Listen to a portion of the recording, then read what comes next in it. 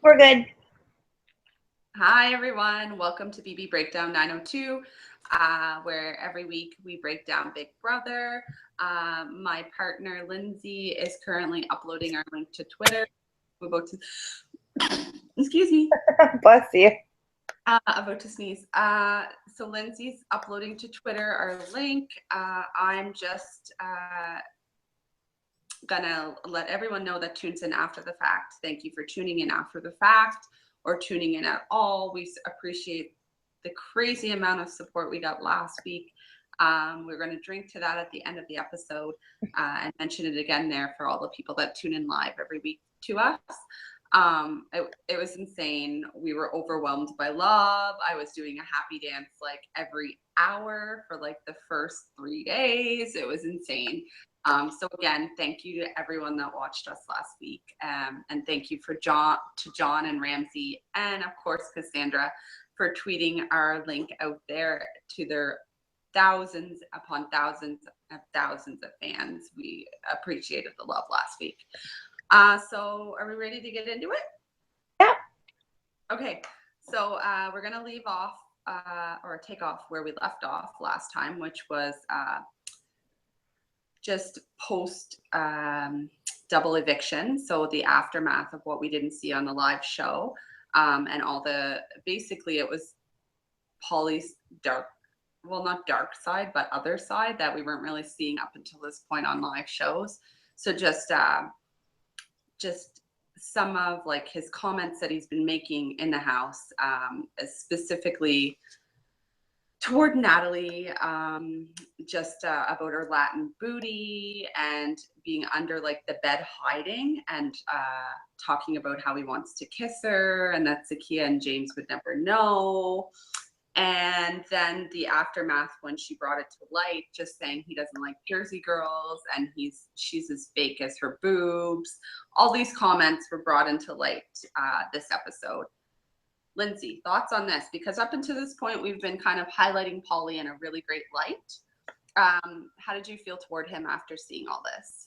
I was disappointed only because I had such I liked him so much, and I also kind of think that um I think at first I thought it was a tactic, but then I think it was just defensiveness. Like I think he was accused and his game was on blast, and he kind of got backed into or painted into a corner, so he was trying any tactic to kind of get out of it. I think it was obviously the wrong tactic, and tonight's episode showed him trying to like mend fences and be a good guy, and I think he kind of wanted to go out on a better, more positive note. He went round Robin at the end and kind of said thank you to everyone and said, let's all be friends outside of this. So I think it was strategic. And when he spoke with Julie, he said, like, I cried all week, but that was part of my strategy. Like, so I don't know. Like, I think like he's a smart guy, but I think he got caught out and he didn't like it. So he got defensive and very aggressive, and he couldn't clean it up after that. That's kind of what I think happened. Yeah. Not to mention his game up until this point, pretty flawless, in my opinion, of course.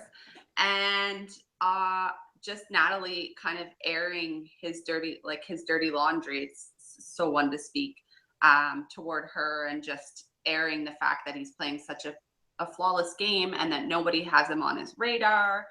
And just putting that into light. And not to mention, Natalie is doing just an amazing job of like every house guest that's being evicted. She is spending, while everybody else secludes themselves from that house guest that they all know is going home, Natalie is doing a really good job with all these house guests, like not just befriending them, but like giving them like good personal time, letting them in on everything that's been going on in the house that they may not be seeing, and just solidifying that jury vote that if she makes it to final two, she's played this game like this throughout the game, so it's not at all like she's being fake. I don't see it that way. I just see it as her being super genuine, and I think the house guests that are being evicted are viewing it that way too. And I think she's doing an amazing job of just solidifying herself if she makes it to final two, Yeah. to be the winner. Have you noticed that? Yeah, I have, and I think she's very positive, and I think that for me, more than anything, what I've noticed, not so much like the post leave, what I noticed was when she was being attacked by Polly, because she seemed a little bit flighty, she I thought she would just kind of crumble, but she held herself with such composure, and she um in an aggressive situation like that, there's a lot of different ways people can react, and you never know how you will react. And I think she handled it with just like, well, I'm sorry you feel that way, and that's kind of crappy. And like, she just like I would get so emotional and I'd be sad and I would probably cry, but she just kind of like she kept her head up, and she definitely like was sad and stuff like that, but she just handled it with such grace. And I think she's been interesting because I kind of, much like Victoria, much like Cassandra, I always put these girls in a certain category of like flightiness and ditzy and that, and they turn out to actually not be that. Um, but I don't think she's gonna win this game. I think like she's she's not going to win the game, but she's having a great experience, and she likely went in for the experience, so not the money. Mm-hmm. Lots happened in this episode, this 24 hours post double eviction and leading up to it. The thing that I enjoyed most leading up to it, another great move on the part of James, her counterpart, was just like they flat out asked him. It was Polly, Nicole, and Corey. They were all talking about like what was going to happen and who was going to be evicted, and he just flat out told them, this was like taking it back a little bit, of course, that he was evicting Zakia, and they were all like blowing up on him and being like, oh my god, I can't believe James is doing this to us. Yeah.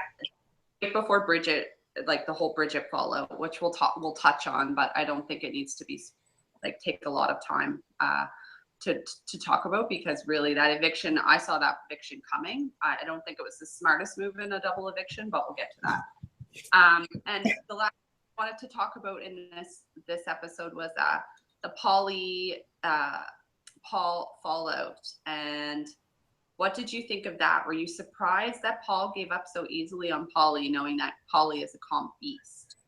No, I wasn't surprised. I think that Paul is quite intelligent, and I think he's got a great vibe about him. And I also think he knows when things go south to like disengage, and that's what he did. And I think he just made a game move for himself. And I mean, like he said, like friendship and all that, and like I think they'll still be friends and everything, but like he knew like he had to get away from it. And I think when Polly's game kind of blew up in his face this week, it was the right move. And he's been so interesting to watch. And just because he was such like I'm a pawn, and he's just such a different player now, so he's been really interesting. And I think like it shows what kind of a good player he is. And I think it's surprising to me, a little bit of like the fact that Paulie's like the guy that's like the bad guy, right? Like he was the one that's like, oh, he's a comp beast and he's all that. But like I kind of think like Paul's actually making all the moves. Like he's the one doing it much more than I thought he was. I thought it was Paulie, and to some extent I still do.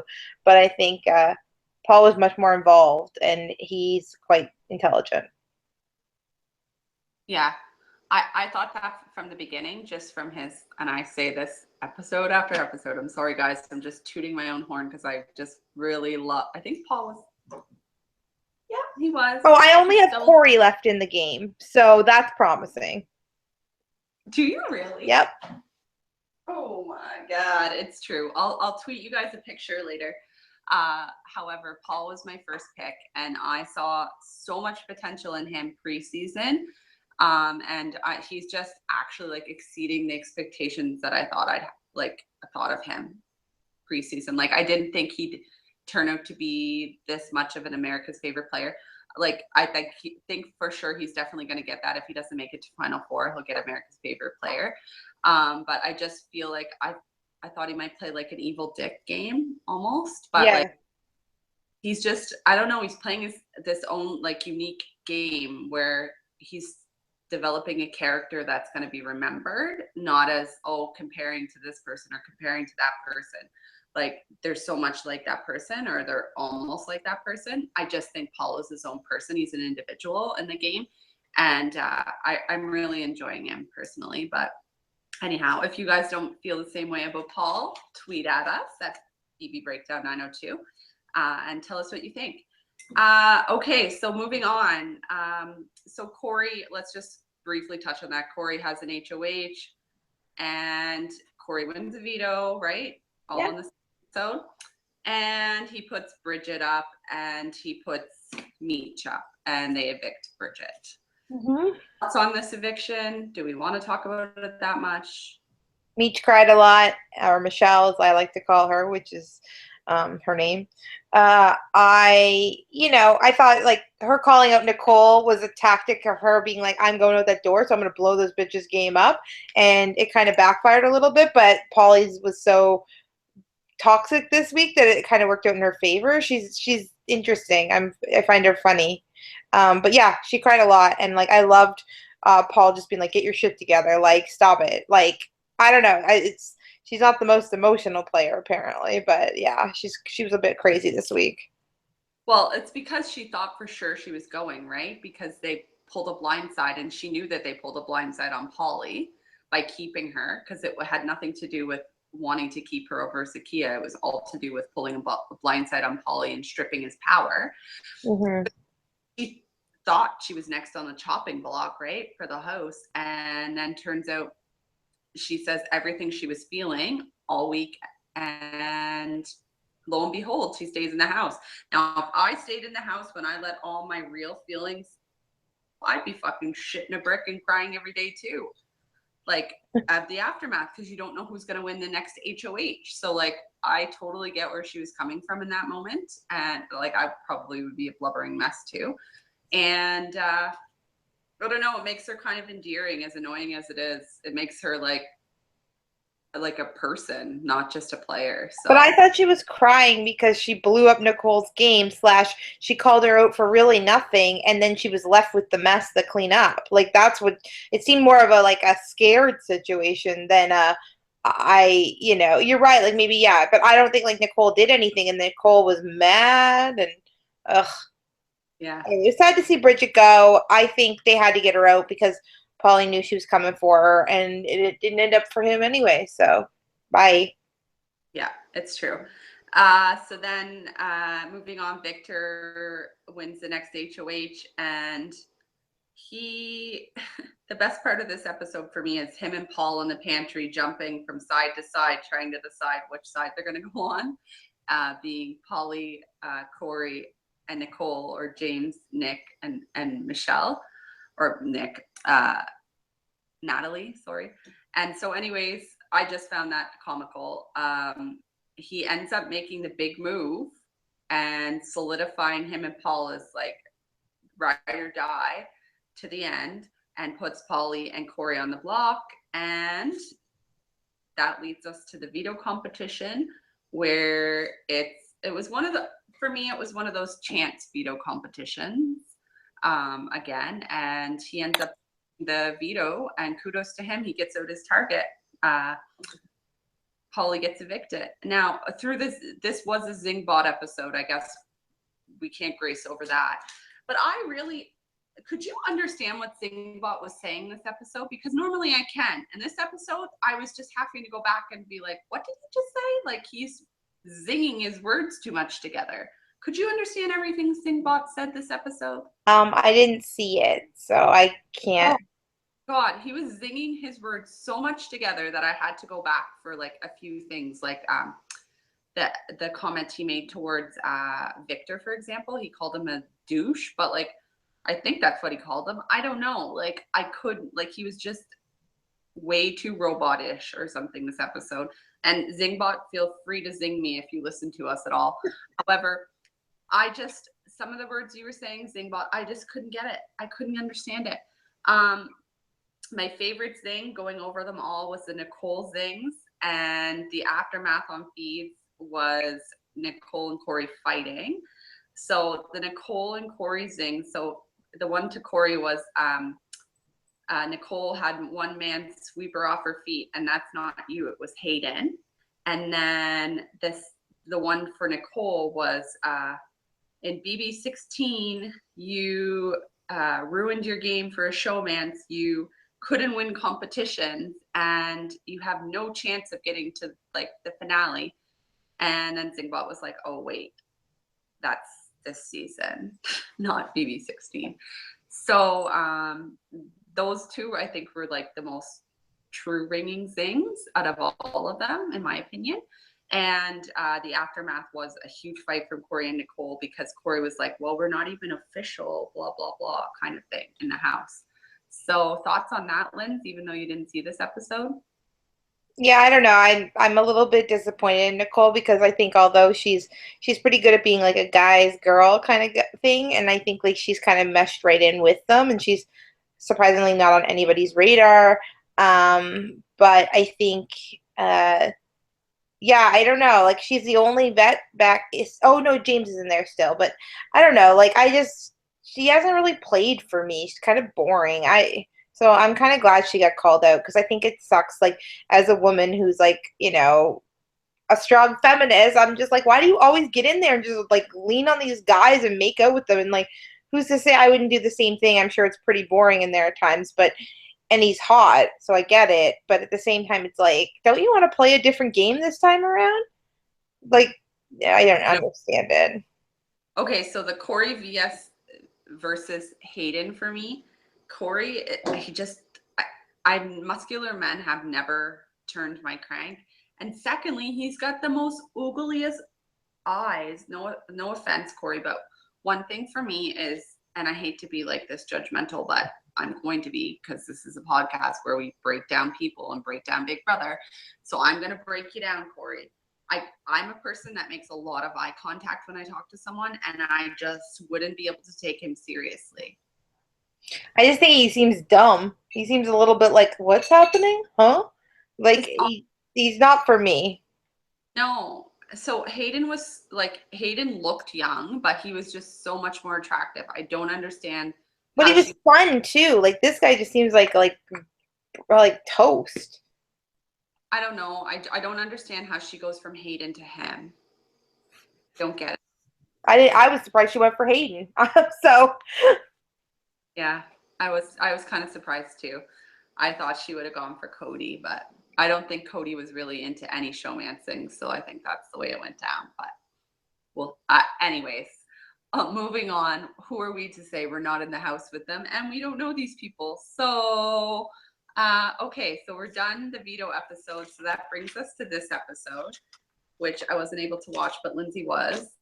And so Lindsay's going to break it down and I'll add my feedback. Oh, okay. Well, it was a good episode. I'm not as good at this as you. I never get to do this. I didn't know. I have no notes. But so tonight was the episode where they got eliminated, and it was Corey and what's his name? Oh yeah, and Pauly. And Pauly went around, like I said earlier, and like was like, I want to be friends with all of you. And then Corey sat there stupid in this stupid US costume. It was like, God bless America and hi mom and dad. And it was a vote from 5-0 to get Pauly out. No surprise. They did the one-way ticket thing. He didn't have it. And they all went around and they opened up their tickets after. And Paul Friendship had the golden ticket, which was kind of cool because he was the one that like figured out how to get into the room like with the Paris code and everything. So that was kind of like crazy that like he was the guy that like got the ticket. And then they revealed right at the end, they being Julie, revealed right at the end that now all the tickets are expired, and next time how will the host guests react when we tell them one of the 5 jurors is coming back in the house? So anyway, that was it. And there's one more month of Big Brother, they said. Oh, for BB19, you mean? Well, yeah, like this season, there's only one more month. Oh, yeah. How'd I do? That was terrible. I never do it. Like, don't make me do that again. That was terrible. It was great. I heard there was a Brenchel thing going on though on Twitter. They were there with their kid, and they were like, it's the first Big Brother baby. Like, so they were pretty, and they showed off their baby, and they were like, oh, we would want her to play the game. And then Brendan was like, I don't know, because like there's a lot of guys in there. And but then they talked about how much they liked Natalie and James together, and how they're very surprised that James and Natalie haven't paired up with Nicole and Corey. That's what they did with Jordan and what's his name? I can't remember his name. Oh my god, I love him. Huh? Yeah, Jeff and Jordan. That's what they did when they went in, and they're like, they seem so foolish for not like coupling up, because like it's clear that they're all working together. So why don't they just like make those two things happen? But yeah, it was good, and I liked it. Awesome. I think that bringing a house guest back at this point, unless it's Davon, I poo-pooed that. Like, Okay, here's what I think is going to happen. They've had kind of a rocky season with their like twists and turns, which have all been like womp womp, like no one cares. And it's like Frank was so good, and they got him out. Davon so good, they got her out. The two like sisters and brothers or whatever, like back in the game, they're out. So all their kind of different like twists and turns, the one-way ticket and all that, that's flopped. So they've kind of like everything that they've done, they haven't achieved anything. So to your point, like much like Big Brother Canada 1, I think they're going to find a way to bring Davon back in this house, much like they brought Gary back in the house. It's like what the audience wants, and give the people what they want, and finish the season with like some kind of high. Yeah, the only way they're going to be able to do that is if they do America's Vote to vote whoever back in the house. Well, then that's what they'll do. Otherwise, like, they've already competed to go back in the house, like Victor, and that was a whole episode. Tomorrow night there's another episode. I assume that's like HOH or whatever, but because there wasn't any of that. But they were like for exclusive prizes and fun, like so. I don't really know what this whole like let's show things on Friday nights. Like I think that they really are hurting this season, and not because like the game's not good. It's good. It's just like a lot of their attempted extra glamour, glitter, all that kind of stuff has just kind of fallen flat, and they are left with like a lot of nothing. Yeah, I think that after this twist, I really hope that they just let Big Brother be Big Brother and just but I mean it's over in like a minute. Like they haven't, like because they've kind of run into like I said, like I think that Victor wasn't the one people wanted back in. Like it's like they've just run into all these snags and they can't clean it up. So this is somehow, mark my words, Davon will get back in that house. That's my prediction. I hope so.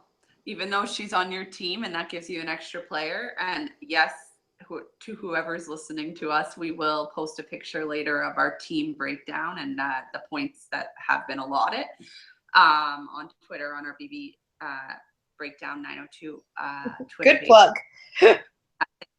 Anyhow, long story short, we will post what our pool looks like. And right now, even though Lindsay has been dominating by competitions because Polly was on her team, she only has one player left, and I have a shitload. So I'm excited to post that picture. Love you. First of all, I've never seen your head move so much. Second of all, wait, I got wine because we have to toast our last episode. Do you have any drink in hand?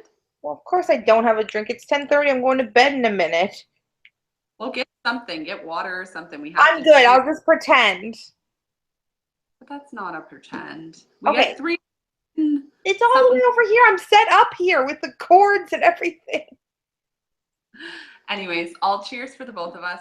Cheers to every single person that watched us last week. We were elated. And I said it at the beginning of our show when Lindsay was uploading our link. We were like over the moon happy with the number of views we got last week and the support that we got from John and Ramsey and Cassandra on Twitter.